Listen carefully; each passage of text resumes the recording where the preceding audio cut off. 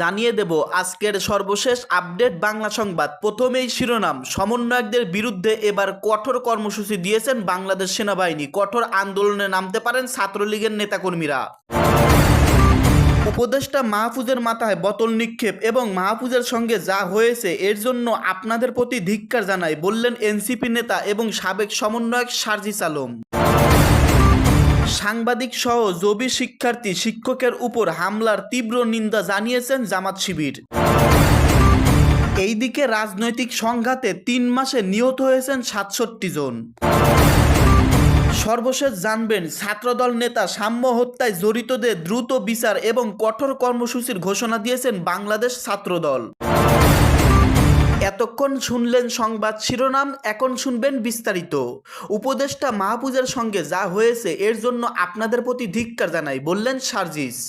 জাতীয় নাগরিক party NCP উত্তরাঞ্চলের মুখ্য সংগঠক সার্জিস আলম বলেছেন, মাহফুজ আলম শিক্ষা উপদেষ্টা নয় কিংবা জগন্নাথ বিশ্ববিদ্যালয়ের দাবিগুলোর সঙ্গে সম্পৃক্ততা কোনো দায়িত্বপ্রাপ্ত প্রতিষ্ঠানের সঙ্গে সম্পর্কিত নয়। তারপরও তিনি সেখানে গিয়েছিলেন অভ্যুত্থানের ছাত্র জনতার একজন প্রতিনিধি হিসেবে। আপনাদের প্রতিনিধি হিসেবে তিনি নিজের অফিস কিংবা প্রশাসনিক জায়গায় আপনাদেরকে না ডেকে বের হয়ে রাজপথে আপনাদের কাছে গিয়েছেন। এরপর তার সঙ্গে যে আচরণ হয়েছে সেটার জন্য আপনাদের প্রতি ধিক্কার। বুধবার 14 মে রাতে তার ভেরিফাইড ফেসবুক পোস্টে তিনি একথা বলেন। ফেসবুক দেওয়া ওই পোস্টে তিনি আরও লিখেন, আপনাদের পূর্বে কমিটমেন্ট দেওয়ার পরও কেন কাজগুলো বাস্তবায়ন হলো না, সেটার জন্য আপনাদের তো শিক্ষক সচিবকে কাঠগড়ায় দাঁড় করানো উচিত, শিক্ষা উপদেষ্টাকে জবাবদিহি করানো উচিত। সেটা না করে যে আপনাদের কথা শুনতে গিয়েছে আপনারা তাকে আঘাত করেছেন। গতকাল জগন্নাথ বিশ্ববিদ্যালয়ের শিক্ষার্থীদের একজন প্রতিনিধি আমার সঙ্গে যোগাযোগ করে। আমি সঙ্গে সঙ্গে মাহফুজ ভাইকে জানাই। তিনি আজকে রাতে 9টায় আপনাদের মিটিংয়ের সময় দেন এবং এটাও বলেন যে আগামীকালকে শিক্ষা উপদেষ্টার সঙ্গে মিটিংয়ের ব্যবস্থা করে দিবেন। তারপর তিনি এটাও বলেছেন, এ দুই জায়গায় সমস্যাগুলোর কাঙ্ক্ষিত সমাধান না পেলে তিনি প্রধান উপদেষ্টার সঙ্গে কথা বলার ব্যবস্থা করে দিবেন। তারপরও আপনারা আপনাদের মতো করে কর্মসূচি করেছেন। অন্তর্বর্তীকালীন সরকারের কতিপয় সুশীল উপদেষ্টার সবচেয়ে বড় দুর্বলতা, তারা জনগণকে ডিল করতে ভয় পায়। তখন সংশ্লিষ্ট মন্ত্রণালয় না হলেও ছাত্র উপদেষ্টাদেরকে পাবলিক ডিলিংস করতে সামনে ঠেলে দেওয়া হয়। জগন্নাথ বিশ্ববিদ্যালয় এর আগেও একবার মুভমেন্ট করেছে, দাবিগুলো যৌক্তিক। তারপরও কেন আজকে তাদের এই মুভমেন্ট করতে হলো, এর জবাবদিহি এই সরকার এবং শিক্ষা মন্ত্রণালয়ের সংশ্লিষ্ট ব্যক্তিদেরকে করতে হবে। চাপে পড়লে কাজ করে, না হয় অফিস করে এমন দুর্বল ব্যক্তিদের মানুষ অভ্যুত্থান পরবর্তী সরকারে আমরা প্রত্যাশা করি না। এর আগে 3 দফা দাবিতে লং মার্চ টু যমুনা কর্মসূচির ডাক দিয়েছিলেন জগন্নাথ বিশ্ববিদ্যালয়ের জবি শিক্ষার্থীরা। বুধবার রাতে শিক্ষার্থীরা প্রধান উপদেষ্টার বাসভবন যমুনার সামনে রাস্তায় অবস্থায় নেয়।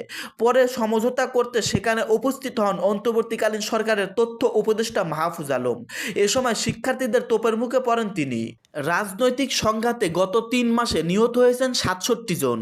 রাজনৈতিক সহিংসতায় গত 3 মাসে জানুয়ারি থেকে মার্চ সারা দেশে নিহত হয়েছেন ৬৭ জন। এর মধ্যে জানুয়ারি ও ফেব্রুয়ারিতে নিহত হন 13 জন করে। সর্বোচ্চ 41 জন মারা যান মার্চে। এছাড়া সহিংসতায় আহত হয়েছেন 1999 জন। গতকাল বুধবার মানবাধিকার সংগঠন অধিকার প্রকাশিত ত্রৈমাসিক প্রতিবেদনে এই তথ্য উঠে আসে। গণমাধ্যমে প্রকাশিত সংবাদ ও সংগঠনটির সঙ্গে সংশ্লিষ্ট মানবাধিকার কর্মীদের পাঠানো তথ্যের ভিত্তিতে প্রতিবেদনটি তৈরি করা হয়। প্রতিবেদনে বলা হয়, এই 3 মাসে নানা ধরনের সহিংসতায় 133 জন নিহত হয়েছেন। এছাড়া মিম আদালত থেকে 24 জনকে মৃত্যুদণ্ড দেওয়া হয়েছে। বিচার বহির্ভূত হত্যাকাণ্ড হয়েছে 8টি। এর মধ্যে পিটিয়ে মারা হয় 3 জনকে, নির্যাতনে মারা যান 2 জন আর গুলিতে নিহত হন 3 জন। কারাগারে মারা যান 19 জন। ভারতীয় সীমান্তরক্ষী বাহিনীর বিসিএফ গুলিতে 6 বাংলাদেশি নিহত হয়েছেন। এছাড়া চোর ডাকাত সহ বিভিন্ন সন্দেহে 33 জন গণপিটুনিতে নিহত হয়েছেন। প্রতিবেদনে আরও বলা হয়, এই সময়ের মধ্যে সাংবাদিকদের উপর হামলার ঘটনা ঘটে 64টি। এর মধ্যে আহত হয়েছেন 47 জন, লাঞ্ছিত হয়েছেন 10 জন, আক্রমণ ও গ্রেপ্তার হয়েছেন 1 জন করে। এছাড়া হুমকির মুখোমুখি হয়েছেন 5 জন। সাংবাদিক সহ জবি শিক্ষার্থী শিক্ষকের উপর হামলার তীব্র নিন্দা জানিয়েছেন জামাত শিবির। 3 দফা দফা দাবিতে আন্দোলনরত জগন্নাথ বিশ্ববিদ্যালয়ের শিক্ষার্থী, শিক্ষক ও সাংবাদিকদের উপর হামলার ঘটনায় নিন্দা ও ন্যায্য দাবি মেনে নেওয়ার আহ্বান জানিয়েছেন বাংলাদেশ ইসলামী ছাত্র শিবির। বুধবার 14 মে বাংলাদেশে ইসলামী ছাত্র শিবিরের কেন্দ্রীয় সভাপতি জাহিদুল ইসলাম ও সেক্রেটারি জেনারেল নুরুল ইসলাম সাদ্দাম এ সংক্রান্ত এক বিবৃতিতে বলেন, আমরা গভীর উদ্বেগের সাথে লক্ষ্য করছি যে জগন্নাথ বিশ্ববিদ্যালয়ের শিক্ষার্থীরা তাদের যৌক্তিক ও ন্যায্য দাবির পক্ষে পূর্ব ঘোষিত কর্মসূচির অংশ হিসেবে আজ প্রধান উপদেষ্টার কার্যালয়ের দিকে পদযাত্রা করে। মৎস্য ভবন এলাকায় পৌঁছালে আইন শৃঙ্খলা রক্ষাকারী বাহিনী সেখানে তাদের বাধা প্রদান করে এবং হামলা চালায়। এতে অর্ধশতাধিক শিক্ষার্থী, অন্তত 5 জন শিক্ষক ও 6 জন সাংবাদিক আহত হয়েছেন। মত প্রকাশের সাংবাদিক অধিকার নিশ্চিত করার পরিবর্তে এমন দমনমূলক আচরণ বিগত ফ্যাসিবাদী শাসনের নির্মম চিত্রকেও মনে করিয়ে দেয়। নেতৃবৃন্দ বলেন, শিক্ষার মান উন্নয়ন ও শিক্ষার্থীদের শারীরিক মানসিক বিকাশ একটি নিরাপদ অবস্থান এবং সহায়ক পরিবেশে অপরিহার্য। জগন্নাথ বিশ্ববিদ্যালয়ের 18,000 শিক্ষার্থী প্রধানতম সমস্যা হলো অবসান সংকট। দেশের প্রাচীনতম কলেজকে বিশ্ববিদ্যালয়ে পরিণত করা হলেও অবসান সংকট নিরসনে কার্যকর ব্যবস্থা গ্রহণ করা হয়নি।